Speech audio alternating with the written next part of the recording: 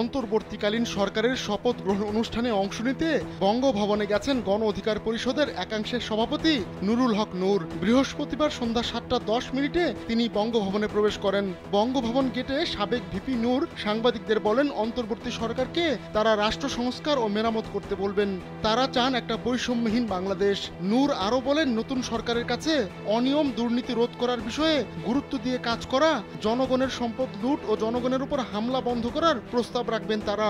জানা গেছে, শপথ গ্রহণ অনুষ্ঠানে অতিথিদের তালিকায় রয়েছে বিভিন্ন রাজনৈতিক দল, সাংবাদিক সংগঠন, সুশীল সমাজের প্রতিনিধি, ডাক্তার, আইনজীবী, মন্ত্রণালয় থেকে এবং বিভিন্ন মন্ত্রণালয়ের সচিব। স্যান্ডেলিনা সো, রূপচর্চায় আভিজাত্য।